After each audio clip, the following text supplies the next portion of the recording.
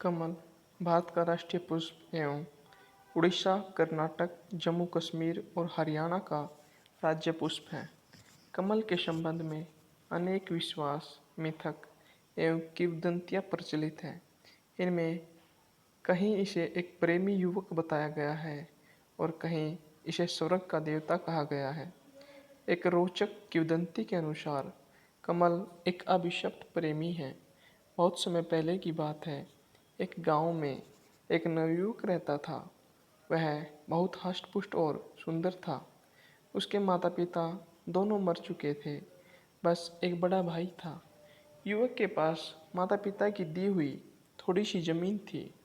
उसी पर वह अपने भाई के साथ खेती करता था। युवक और उसका बड़ा भाई दोनों बहुत मेहनत करते थे। वे खेती किसानी के साथ ही मेहनत मजदूरी भी करते थे। लेकिन इतना सब करने के बाद भी दोनों का गुजर बसर बहुत कठिनाई से होता था। एक बार युवक गांव के जमींदार के खेतों में पानी दे रहा था। सुबह का समय था। जमींदार के खेत गांव के बाहर थे और खेतों के पास एक बड़ा सा मैदान था। मेलों और त्योहारों के समय गांव के लोग इसी मैदान में एकत्रित होते थे। कभी कभी इस मैदान में बंजारे भी आ जाते थे और अपने डेरे लगा लेते थे। बंजारे कुछ दिन गांव में रुकते और फिर आगे बढ़ जाते थे। जमींदार के खेतों में एक बड़ा कुआं था। युवक कुएं से पानी खींचता और पास की नाली में डाल देता। नाली खेतों के बीच से होकर गुजरती थी, अतः पानी खेतों में पहुंच जाता था। युवक पूरे तन मन से काम कर रहा था। अचानक उसे लगा कि कोई उसके पास खड़ा है। युवक ने पीछे मुड़कर देखा। उसके सामने एक बंजारन हाथ में मटका लिए खड़ी थी। युवक ने बंजारन को देखा तो देखता ही रह गया। बंजारन 15-16 वर्ष की थी और बहुत सुंदर थी। युवक ने आज तक कभी इतनी सुंदर लड़की नहीं देखी थी। बंजारन युवक को बड़ी देर से देख रही थी।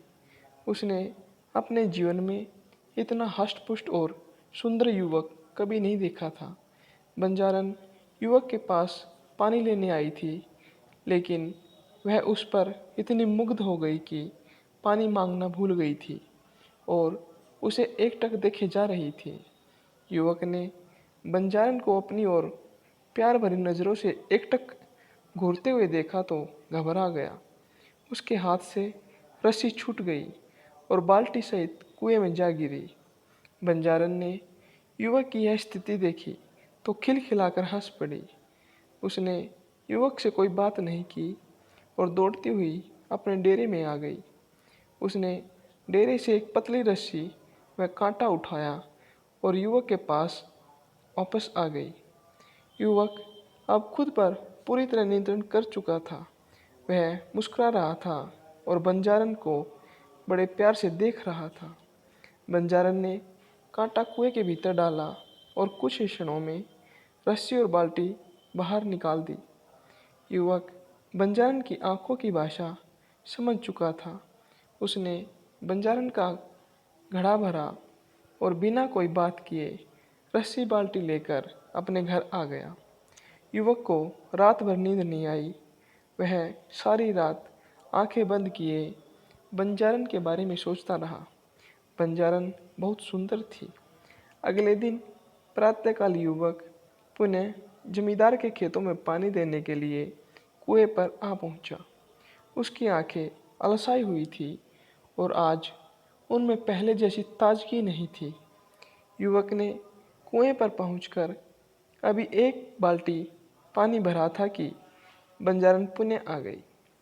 ऐसा लगता था कि वह अपने डेरे के पास खड़ी उसी की राह देख रही थी। दोनों ने एक दूसरे को देखा और आंखों ही आंखों में बहुत सी बातें हो गई।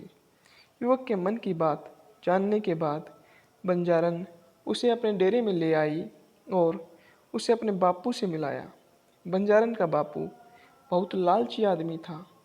उसे जब यह मालूम हुआ कि युवक एक गरीब किसान है तो उसने उसके साथ बंजारन का विवाह करने से साफ मना कर दिया। लेकिन बंजारन की माँ के बहुत समझाने पर वह इस शर्त पर अपनी बेटी का विवाह करने के लिए तैयार हुआ कि ग्रामीण युवक उसे 500 चांदी के सिक्के लाकर देगा। बंजारन के बापू ने युवक से साफ साफ कह दिया कि 5 माह बाद नवदुर्गा की अष्टमी के दिन कामाख्या मंदिर में वह बकरे की बलि चढ़ाएगा। इस दिन तक यदि उसे चांदी के सिक्के मिल जाएंगे तो वह कामाख्या मंदिर में ही अपनी बेटी का विवाह कर देगा, और यदि युवक चांदी के सिक्के नहीं ला सका तो वह अपनी बेटी किसी और को सौंप देगा। युवक ने बंजारन के बापू की शर्त मान ली। वह शरीर से हष्टपुष्ट और मजबूत होने के साथ ही बड़ा साहसी भी था। उसे विश्वास था कि वह किसी तरह मेहनत मजदूरी करके चांदी के 500 सिक्के इकट्ठे कर लेगा। बंजारे 3 दिन गांव में रुककर चले गए। उनके साथ बंजारन भी चली गई। ग्रामीण युवक अपनी बंजारन को जाते हुए देखता रहा। बंजारन भी उसे बार बार मुड़ मुड़ कर देख रही थी। बंजारन के जाने के बाद युवक अपने घर आ गया। उसे 5 महीने में 500 चांदी के सिक्के कमाने थे। युवक ने बहुत सोच विचार किया। इतना धन उसे केवल जमींदार ही दे सकता था। अगले दिन युवक जमींदार की हवेली पहुंचा और उसने जमींदार को अपनी समस्या बताई। जमींदार ने उसकी बात बड़े ध्यान से सुनी। वह युवक को 100 सिक्के प्रति माह इस शर्त पर देने के लिए तैयार हो गया कि वह दिन रात जमींदार का काम करेगा और सभी तरह के काम करेगा। युवक ने जमींदार की बात मान ली और जमींदार की सेवा में लग गया। युवक बहुत मेहनती था। वह दिन भर जमींदार के खेतों में काम करता और रात को जमींदार की हवेली में आ जाता, और जमींदार उसे जो भी काम देता वह करता। दिन रात मेहनत करने के बाद युवक बीमार भी पड़ा, किंतु उसने बीमारी में भी जमींदार के सभी कार्य किए। धीरे धीरे 1 महीना हो गया। युवक अपने चांदी के 100 सिक्के लेने जमींदार के पास पहुंचा, लेकिन जमींदार ने चांदी के सिक्के देने से इनकार कर दिया।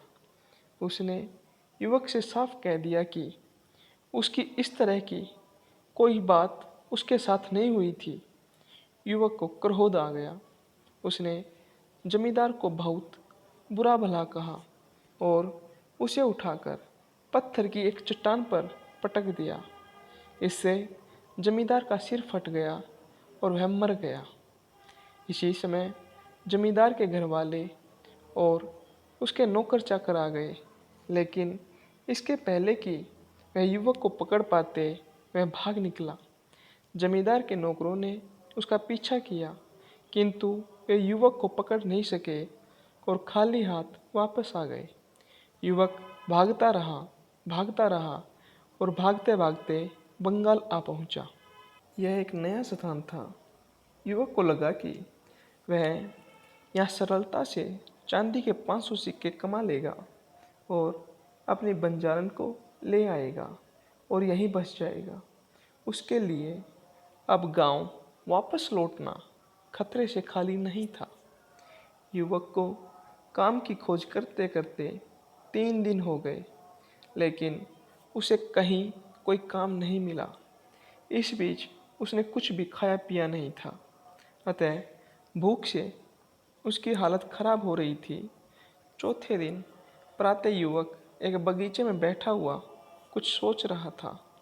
इसी समय उसके पास एक सुंदर युवती आकर खड़ी हो गई और उसे देखकर मुस्कुराने लगी। युवक को लगा कि वह स्त्री उसकी कुछ सहायता करना चाहती है। उसने उसे अपने पास बैठाया और सारी बातें बता दी। सुंदर स्त्री ने युवक की बातें बड़े ध्यान से सुनी। उसने उसे सभी प्रकार से सहायता करने का विश्वास दिलाया और अपने महल में ले आई। सुंदर स्त्री का महल बड़ा आलीशान था। सुंदर स्त्री ने युवक को भोजन कराया और आराम करने के लिए एक शानदार बिस्तर दिया। युवक बहुत थका था, अतः भोजन करने के बाद उसे नींद आ गई। युवक कब तक सोता रहा इसका उसे पता ही नहीं चला, लेकिन जब उसकी आंख खुली तो आधी रात हो चुकी थी। चंद्रमा का हल्का प्रकाश एक खिड़की से कमरे के भीतर आ रहा था। युवक उठकर खड़ा हो गया। उसने इधर उधर देखा। सुंदर स्त्री का कहीं पता नहीं था। युवक को बड़ा आश्चर्य हुआ। अचानक युवक के कानों से सुंदर स्त्री के गाने की आवाज़ टकराई। इस आवाज़ में गजब का आकर्षण था। युवक को ऐसा लगा कि मस्ती भरा गीत गाकर वह उसे बुला रही है।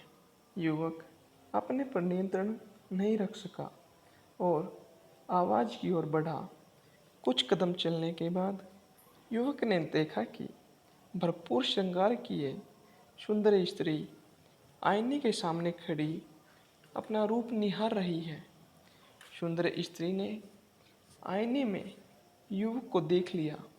वह उसकी ओर मुस्कुराते हुए बढ़ी और उससे लिपट गई तथा उसे अपने पलंग पर ले आई। युवक की समझ में कुछ नहीं आ रहा था, फिर भी वह यह तो समझ ही गया था कि सुंदर युवती उससे क्या चाहती है। इसी समय सुंदर युवती ने उससे कहा कि यदि वह उसका साथ दे तो वह उसे अगले दिन ही चांदी के 500 सिक्के देगी। युवक के हृदय में बंजारन बसी थी। वह किसी स्त्री के साथ सोना नहीं चाहता था, लेकिन अपनी बंजारन को पाने के लिए उसने सुंदर युवती की बात मान ली।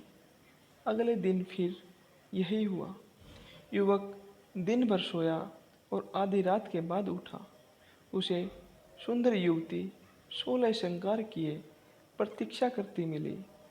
उसने उससे कहा कि बस वह एक रात का सुख उसे और दे दे, इसके बाद वह उसे चांदी के 500 सिक्के दे देगी। धीरे धीरे 4 महीने हो गए। सुंदर स्त्री युवक को रोज आधी रात के बाद छलती और उससे अगले दिन चांदी के 500 सिक्के देने का झूठा वादा कर देती। युवक के लिए अब और प्रतीक्षा करना कठिन हो रहा था। एक रात उसने सुंदर स्त्री का साथ देने से मना कर दिया। सुंदर युवती ने उसे बहुत समझाया। उसके समझाने का जब युवक पर कोई प्रभाव नहीं पड़ा तो उसने तरह तरह की धमकियां दी। जब धमकियों का भी युवक पर असर नहीं हुआ तो वह क्रोध में आ गई और उसने रौद्र रूप धारण कर लिया। वास्तव में सुंदर युवती एक जादूगरनी थी। उसे जब लगा कि युवक उसकी बात किसी कीमत पर नहीं मानेगा तो उसने अपनी जादुई शक्ति से युवक को फूल बना दिया और अपने बगीचे के तालाब में लगा दिया।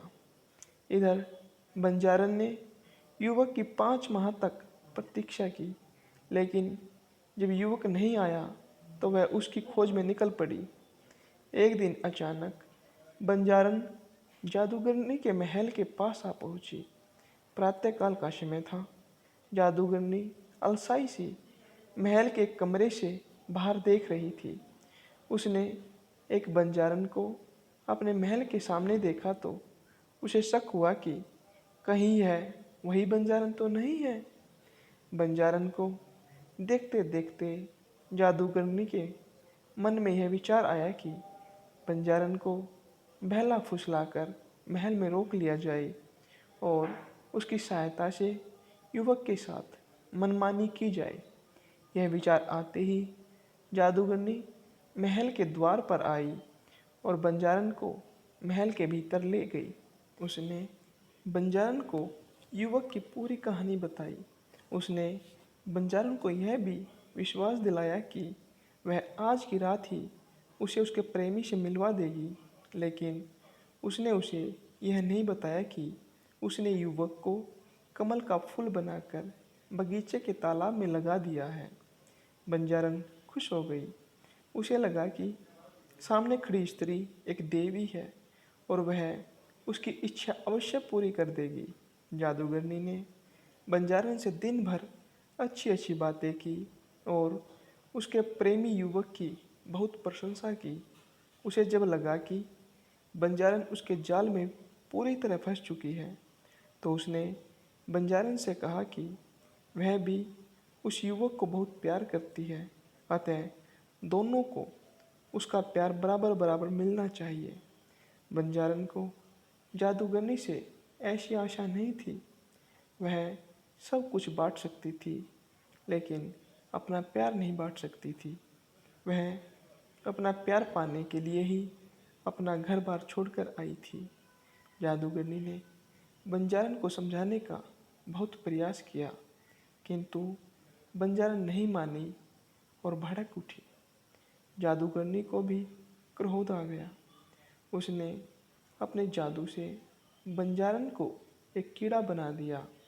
बंजारन को सब समझते देर नहीं लगी, लेकिन अब बहुत देर हो चुकी थी। फिर भी वह खिड़की के रास्ते महल के बाहर आ गई। इसी समय कीड़ा बनी बंजारन के कानों से उसके प्रेमी युवक की आवाज़ टकराई। यह आवाज़ उसे अपने पास बुला रही थी। बंजारन ने इधर उधर देखा। यह आवाज़ महल के तालाब में खिल रहे एक कमल से आ रही थी। बंजारन की समझ में सब आ गया। जादूगरनी ने उसके प्रेमी को कमल बना दिया था। वह तेजी से कमल के पास पहुंची और उसमें समा गई। इसी समय खिला हुआ कमल बंद हो गया। जादूगरनी बहुत क्रोध में थी। वह कीड़ा बनी बंजारन को ढूंढते ढूंढते बगीचे के तालाब तक आ गई, लेकिन उसे वह नहीं मिली। इसी समय कमल मुरझाया और अपने भीतर कीड़ा बनी बंजारन को लिए हुए पानी में समा गया।